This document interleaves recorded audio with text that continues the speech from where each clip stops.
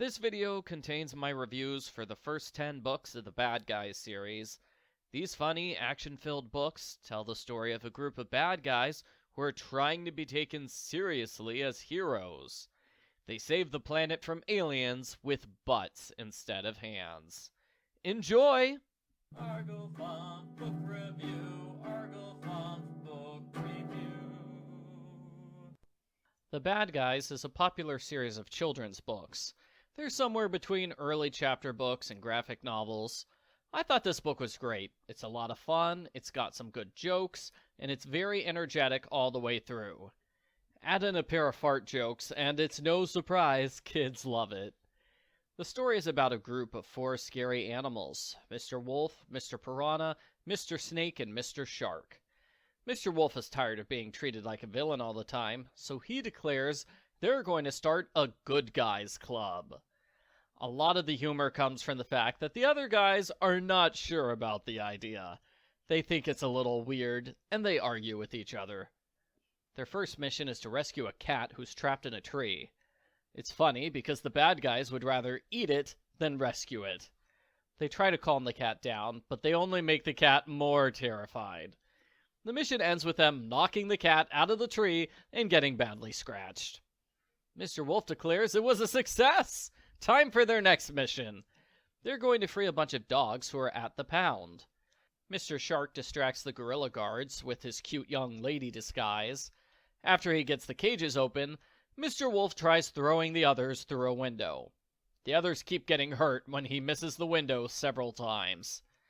When they finally get inside, they try to tell the dogs about the escape plan. The dogs are scared of them, and they run away. It's not very heroic, but at least the dogs are free. Mr. Wolf talks to his friends. They agree that helping the dogs felt good, and they officially decide to be the good guys. Oh no, they'll have to change the name of the book. As I said, I thought it was a great book. My kid and I both liked it. If I had to make a complaint, I'd say the first half of the book is slow. It's mostly the bad guys talking to each other. They don't start the cat rescue until the second half of the book. It's not that bad, though. This is the first book of the series. It's understandable that it starts by introducing the characters and giving basic exposition. Speaking of which, Mr. Wolf is a specific bad guy. He's the big bad wolf from the 3 Little Pigs and Red Riding Hood. The others are generic scary animals, instead of being the shark from Jaws or the snake from Jungle Book or something like that. They all have enough personality that it's best to think of them as their own characters and not bad guys from other books. I give the bad guys a 9 out of 10. In the last book, the bad guys rescued a bunch of dogs from the pound. The bad guys are unhappy to learn everyone still thinks they're villains. Apparently, some people don't like it when you destroy public property and unleash 200 dogs on a city. Who knew? Argo Font Book Review, Argo Font Book Review. Mr. Wolf says their next mission will be rescuing chickens. Mr. Snake loves the idea. He can't wait to eat the chickens. Meat! Meet the chickens, not eat. Haha. For the entire book, Mr. Snake keeps talking about eating the chickens. Maybe he should sit out this mission. The chicken farm has amazingly tough security, so they get the help of a new bad guy. Legs is a tarantula, he's scary, and he doesn't wear pants. Eee! Legs is a master computer hacker. He gets paired with Mr. Shark, who's terrified of spiders. The others have to drop down a narrow hatch and plug a USB into a computer. Someone's using the computer they need, though. Mr. Piranha is forced to pretend to be a fish sandwich to get the USB. For a while, it looks like Mr. Piranha is going to be eaten. Mr. Shark disguises himself as a giant chicken and tries to cause a distraction, but there is no need. Mr. Piranha escapes danger by yelling at the sandwich eater. That works so well. It's like they don't need a complicated plan. They could probably yell and intimidate their way into the factory. Mr. Snake is not much help when Mr. Wolf almost falls down a large drop. Mr. Snake is even less help when he goes into the room first and eats a bunch of chickens. Mr. Wolf forces him to spit them out. The alarm goes off. Our heroes rush to escape with the chickens before the door closes. Mr. Snake, ashamed of his earlier moment of weakness, makes up for it by forcing the guard to leave the door open and let them go free. In the cliffhanger ending, they meet a cute guinea pig named Marmalade. They don't know he's a really bad guy. He wants revenge on them for setting chickens free. The end. Post-book follow-up. I didn't like this book as much as the last one, so I will give it 1 point less. It's not as funny, and it could have used a second storyline. The whole thing is a single heist story. Most of it centers around bypassing the complicated security. It's almost page 100 before our heroes reach the area with the chickens. I like the introduction of Legs. It was nice when he and Mr. Shark learned to become friends. I also liked Mr. Snake's chicken jokes. I still enjoyed this book enough to recommend it, but I am glad that the third book will have a new story instead of another heist. I give The Bad Guys number 2, Mission Unpluckable, an 8 out of 10. Argo Font Book Review. Argo Font Book Review. The bad guys got an anonymous call about an emergency in the woods. Mr. Piranha stays back because he has to go poop. It's a good thing he does, because it's a trap! The bad guys are captured and their car is destroyed by a laser cannon. The culprit is a billionaire mad scientist named Dr. Rupert Marmalade. He's insane, and he has an evil plan to take over the world. Oh, and one more thing. He's a cute little guinea pig. I can't tell if he should be cuddled or arrested. The bad guys argue with each other. Mr. Snake thinks everything is Mr. Wolf's fault for trying to be a hero. In a funny scene, Mr. Wolf eats Mr. Snake, and they're both eaten by Mr. Shark. This does not stop them from fighting. Luckily, Legs survived the car explosion. He and Mr. Piranha scare a guard, and they break into Dr. Marmalade's lair. They get close to saving their friends, but it's another trap. Dr. Marmalade was expecting them. He was not expecting an awesome ninja. She beats up the guards and saves the bad guys. She introduces herself as Secret Agent Fox, part of the International League of Heroes. I wonder if she knows Spy Fox. Mr. Wolf instantly develops a crush on Secret Agent Fox. There's no time for love, though, as Dr. Marmalade starts a 90-second self-destruct sequence.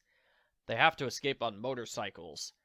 Mr. Wolf lies about knowing how to drive a motorcycle because he doesn't want to look bad in front of Fox. It's extra dangerous as he tries to drive while dodging a laser cannon. They escape in time, only to learn it was all another trick by Dr. Marmalade. He wasn't really going to blow up the building. Agent Fox chases after Dr. Marmalade, forcing the bad guys to deal with Dr. Marmalade's ultimate weapon, zombie kittens. The end.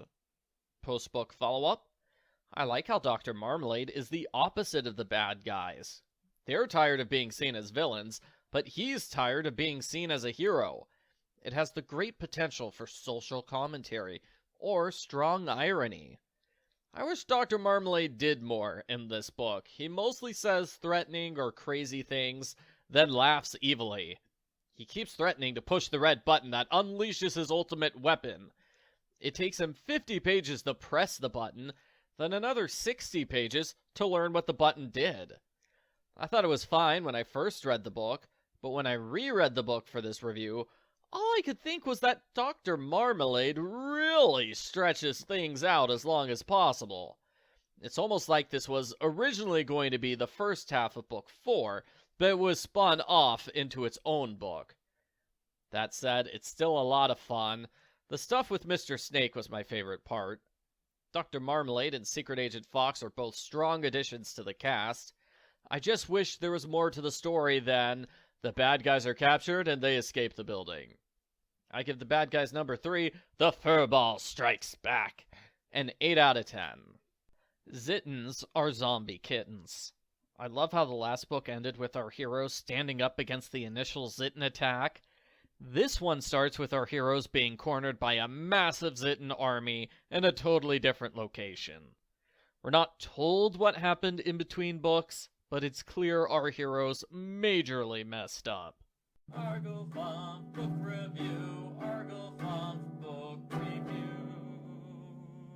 The bad guys are rescued by Agent Fox again. She asks Mr. Wolf to get a Zitten for her. He tries to hold it still, while it keeps trying to eat him. Agent Fox says Mr. Piranha and Mr. Shark need to swim through the ocean and locate the island where Dr. Marmalade is hiding. Mr. Piranha can't do that because he's a freshwater fish, not a saltwater fish. This may be a book with talking animals, but we need some level of realism.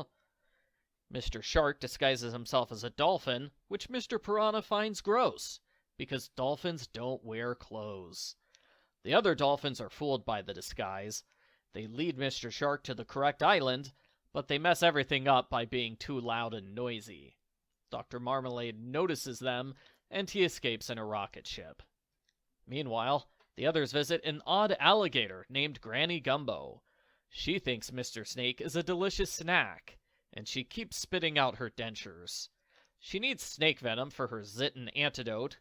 Instead of using an eyedropper or something, she extracts it with a frying pan. Ouch.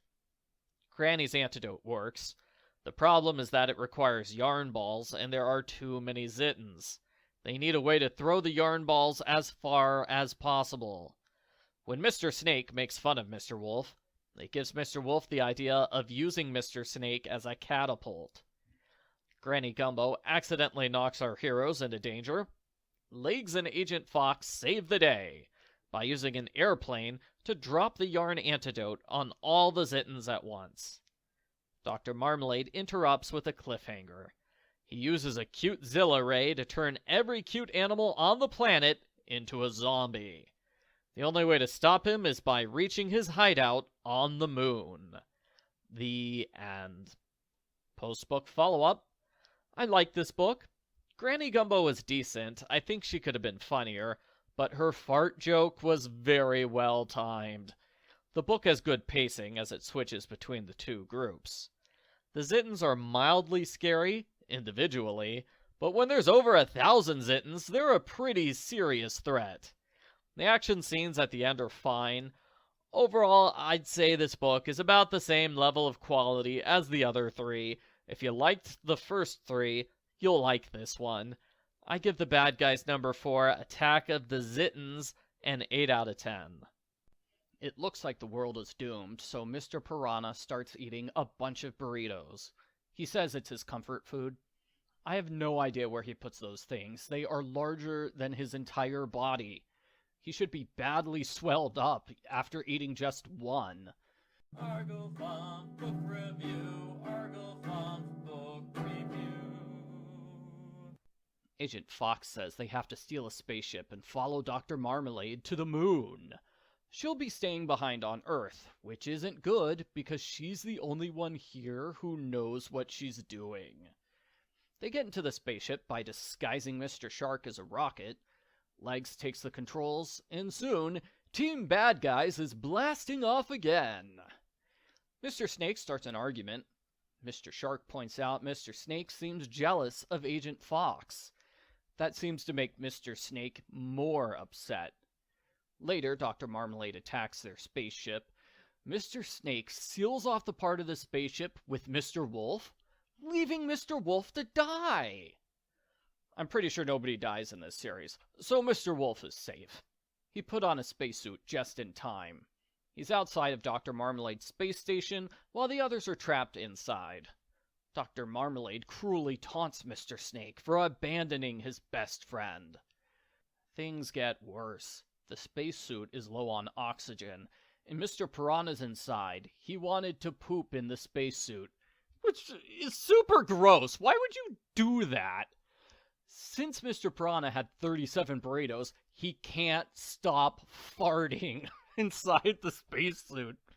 Mr. Wolf is forced to stay there and breathe fart after fart after fart.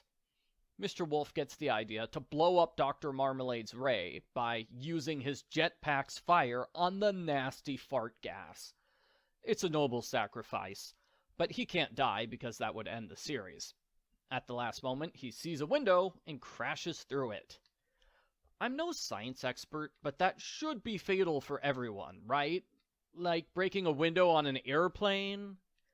Mr. Wolf takes off the spacesuit helmet, and all the disgusting farts stop Dr. Marmalade.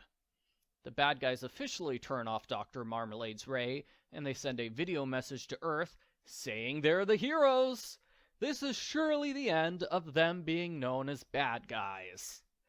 Mr. Snake apologizes to Mr. Wolf for his bad behavior. He feels like a snake in the grass for what he did. In the dramatic cliffhanger, Dr. Marmalade reveals he's really an alien with tentacles and way too many butts. Is he going to get fart revenge on Mr. Piranha? The end. Post-book follow-up. I enjoyed this book, but I'm a little disappointed more things didn't happen. Like Book 3, there's a fair amount of Dr. Marmalade taunting our heroes, while the two characters who weren't captured slowly make their way into the hideout. As soon as they get inside, Marmalade is quickly defeated, and the book starts to wrap up the story, only for a last-minute cliffhanger that stretches the story out again. I like Dr. Marmalade as a villain, but I am hoping the story wraps up soon, and we move on to another villain. I actually like Marmalade better as a guinea pig villain than an alien villain, but that's something for the next review. The fart jokes were pretty darn funny, so the book does have that going for it. I give Bad Guys number 5, Intergalactic Gas, a 7 out of 10. Argo Funk Book Review. Argo Funk Book Review. The bad guys are trapped in a space station with a hostile alien. It's scary because the alien has too many butts. They hide in the dark, trying not to be seen. Legs finds an escape pod. They get inside while he programs it.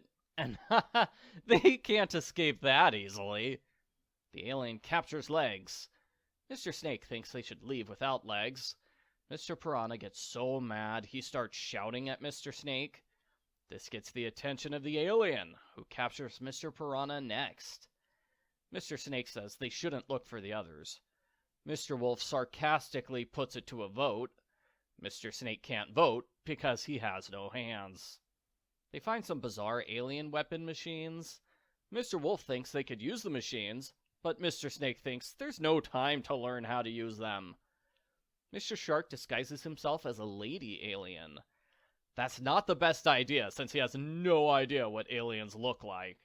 The alien quickly takes him. Mr. Snake gives a passionate speech about how he's not cut out to be a hero, and he doesn't want to leave without his best friend. Mr. Wolf is convinced, no, Mr. Snake will do the right thing.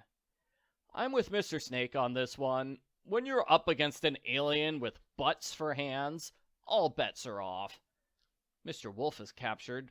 He wakes up in a giant pile of dried alien snot, along with the others. The alien taunts them by showing Mr. Snake set off the escape pod. He abandoned them all. The alien says his real name is Kujaflur. I can't pronounce it, it's way too long. Humorously, Mr. Shark gets it on the first try. He disguised himself as a guinea pig to discover Earth's weaknesses. He's going to conquer the planet with thousands of his alien buddies. Mr. Snake bursts in, wearing one of the battle machines. Surprise! He set off an empty escape pod as a trick. There's a big battle where Mr. Snake kicks the alien's butts and throws him outside. But uh-oh, this alien species is able to survive in space. It easily moves to another entrance and re-enters the building. Even worse, it brought friends. The bad guys run back to the escape pod. There's a strange setting which confuses Legs, but there's no time to worry about it now. They jump inside and go back to Earth, only to discover they were sent back in time to the age of the dinosaurs. The end. Post-book follow-up. This book was okay. I didn't like the setting. Most of the time it was a plain black background with no details. The first half is nothing but the alien capturing the bad guys.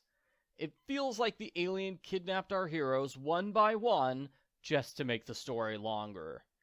Previously, the alien captured 3 characters at once. If the book had started with our heroes in the alien's grasp, I don't think anyone would have blinked an eye. Honestly, I think this book could be skipped. If the last 15 pages of this book were added to the end of the previous book, you wouldn't be able to tell.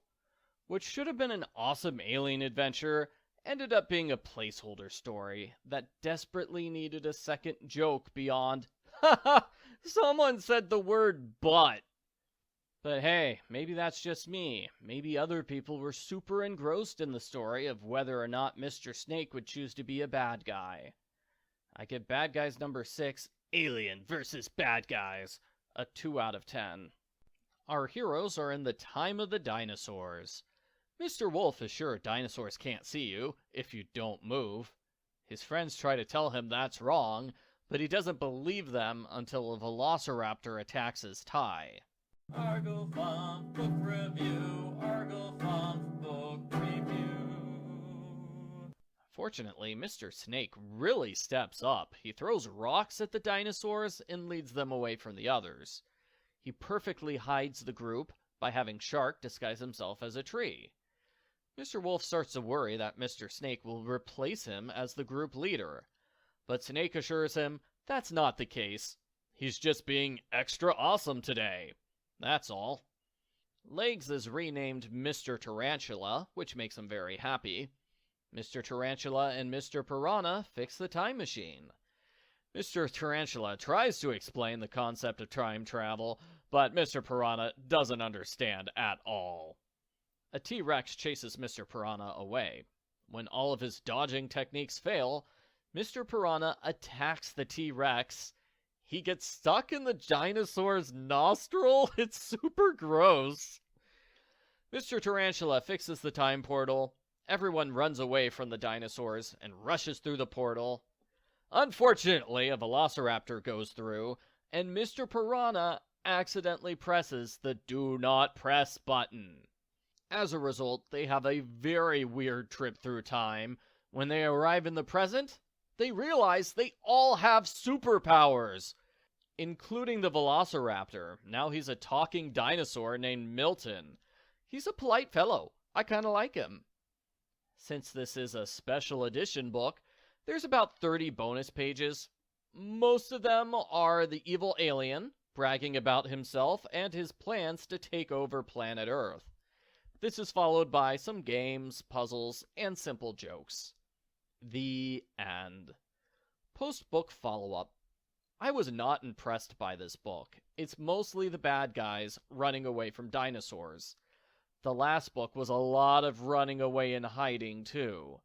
It was better in that book because things actually happened when the alien caught them. Here, the running and hiding takes up pretty much the whole book. Maybe the problem is that dinosaurs can't talk, so the author couldn't think of anything else to do with them. The story with Mr. Snake was okay. I just thought it was a little out of left field. Since last book, he wanted to quit the team. Now he's suddenly their best member? I didn't like the strange trip through time. It felt like a chapter that only existed to make the book longer. It's a bunch of weird pictures of the characters, not much else. Wouldn't you know it, Chapter 6 appears to be the most popular part of the book. Other reviewers loved the weird time travel pictures, so it's probably just me. Overall, I didn't like this book, which is sad because I normally like dinosaurs. I'm not sure why they upgraded this book to a special edition. Honestly, the bonus 30 pages could have been slapped onto the end of either of the two previous books. It would have fit there just as well. I give Bad Guys number 7, Do You Think He Saw Us? A 3 out of 10. The bad guys have superpowers now. They are hilariously bad at using their powers. Mr. Piranha knocks himself out, Mr. Shark turns into a toaster, and Mr. Wolf is embarrassed to learn his giant muscles just ruined his clothes. Argofont Book Review, Argofont Book Review. Mr. Snake abuses his mind control powers to make Mr. Wolf get things for him. Mr. Tarantula is mad he's the only one in the group who doesn't have powers. This includes Milton the dinosaur, who's now the smartest creature on Earth. Agent Fox introduces our heroes to the International League of Heroes, a group of kick-butt gals who kick butts. Every hero trains a different bad guy. Agent Kitty Cat is fierce when giving orders to Mr. Shark. Agent Hogwild chases Mr. Piranha, who keeps running into walls. He's forced to learn how to turn when she puts spikes on the wall. Agent Doom is not impressed with anything Mr. Snake does. Mr. Snake thinks she's a snobby hero who hates all villains, until Agent Fox reveals all the heroes used to be angry villains with tough lives. Like the bad guys, they came together to change their lives around. Mr. Wolf doesn't get training, he just gets super stretchy underwear. As a final training challenge, they have to put Agent Shortfuse in a box. She easily kicks their butts. They have to work together in order to complete the challenge. Now that our heroes are ready, Milton explains the plan. The bad guys need to find a way to sneak Mr. Tarantula on board the alien mothership. Unfortunately, as soon as they step outside, Marmalade turns Mr. Wolf into a big bad wolf. To be continued for the 6th time. The end. Post-book follow-up. I thought this book was great. I didn't like the last few books, so it's good to see this one was an improvement. It starts out really funny. It's great to meet the International League of Heroes. Milton's pretty good, too. I did see some people complain, nothing happens in this book besides for introducing new characters. I don't understand that complaint. The new characters are awesome, and we haven't had any new characters since book 4, I think. I like how they were funny and they served as interesting counterpoints to the bad guys. The book isn't perfect, but I hope we get a lot more books like this one, with jokes and characters and story, instead of just running away and hiding from villains. I give the bad guys number 8, super bad, a 10 out of 10. Wolf is now a giant monster, rampaging through the town and destroying buildings. Who's afraid of the big bad wolf? Well, everyone. Argo Font Book Review. Argo Font Book Review. The bad guys think it's all hopeless, but Mr. Snake cheers them up by giving the same kind of inspirational speech that Mr. Wolf would give in the same situation. Our heroes split up into 2 groups. Mr. Piranha and Agent Hogwild fight aliens as a distraction, so the others can steal a spaceship. Agent Kitty Cat flies the spaceship, and Mr. Shark distracts the aliens by turning into a magical unicorn. So majestic. As a result, our heroes get Agent Shortfuse and Mr. Tarantula onto the alien mothership. The book focuses more on the group that tries to stop Mr. Wolf. Mr. Snake's mind control doesn't work from far away. That would be too easy. They have Agent Fox distract Mr. Wolf, so Mr. Snake can get inside Mr. Wolf's ear. Again, Mr. Snake's mind control doesn't work. Why not? The evil Marmalade is in Wolf's other ear. He's been controlling Mr. Wolf the whole time. Well, hold on. Not the whole time, right? In the last book, Mr. Wolf started a rampage as soon as he turned giant. Unless Marmalade secretly snuck into Wolf's ear during the few seconds he was growing, that means Wolf rampaged before Marmalade got into his head. Marmalade and Mr. Snake struggle for control of Mr. Wolf. At Agent Fox's suggestion, Mr. Snake stops using mind control. He talks to Mr. Wolf like he normally does. That's enough to snap Mr. Wolf out of his trance. Marmalade uses an annoying high-pitched device to throw Mr. Wolf into another rampage. Again, Mr. Snake talks to Mr. Wolf like normal, which snaps him out of it. Dr. Marmalade is furious that his plans have been foiled. He uses a ray which takes away everyone's superpowers. Mr. Snake is flung high into the air. Marmalade gloats, Mr. Snake is dead. But that can't be true, right? Not Mr. Snake! The end. Post-book follow-up. There was a lot of action in this book. I liked it. I could see some readers complain too much of the action is Mr. Snake giving heartfelt speeches. The preview page says the bad guys can't win because the bad guys should win. That's a pretty good joke. I also like the joke that Agent Doom's real name is Joy. The book says the next book is the one we've been waiting for, which makes me think we might finally be at the end of the Dr. Marmalade story. Overall, I would recommend this book. It was pretty fun. I give the bad guys number 9, the Big Bad Wolf, a 9 out of 10. There's no time to mourn the death of Mr. Snake because Prince Marmalade has officially conquered planet Earth in the name of planet... That's my best guess as to how you're supposed to pronounce it.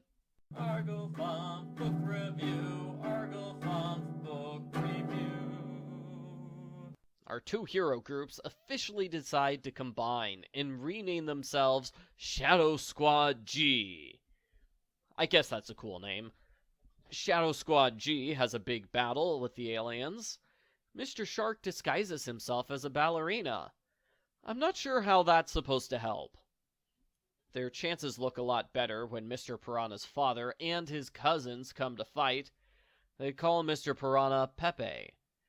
I guess the author got a lot of questions about character names because everyone reveals their first name in this book. Mo and Ellen, Mr. Wolf and Agent Fox, go on to the alien mothership. They start fighting the aliens, but just when it seems like our heroes might win, Prince Marmalade uses some kind of freezing ray to stop everyone. He declares victory and prepares to eat Agent Fox, when a mysterious cloaked figure appears. It's Luke Skywalker. Mr. Snake? He didn't die after all. He actually landed in the superpower ray, meaning he got all the superpowers. He is way too strong for the aliens. In a surprise, Mr. Snake decides to have mercy on the aliens. They aren't bad guys, they just have a terrible leader. The aliens are more than happy to give up Prince Marmalade. One of the aliens, Nathan, explains that Marmalade is a bossy preschool baby on their planet. Nobody likes him. He was sent away to toughen him up, but all he's done is be a huge bully. Marmalade is sent back home, Milton is returned to his smart self, and there's a huge celebration for Shadow Squad G, because they saved the world. They'll never be considered bad guys again. The end. Post-book follow-up. I like this book. It's got plenty of action and some suspense. It makes for a good finale to the Marmalade storyline, although the series makes it clear there will be more books with a new storyline after this one. Part of what makes for a good finale is the fact that it's longer than a normal book. In fact, it's as long as the extra long special edition book. Poor special edition book. It bragged about being extra long, and at the time I'm recording this, over half the books in the series are longer. I saw multiple complaints this book is confusing if you haven't read the few books which came before it. I guess a lot of people skip straight from book 2 to this one. I don't think it's as confusing as the critics are saying, but yes, I would recommend tackling books 8 and 9 before tackling this one.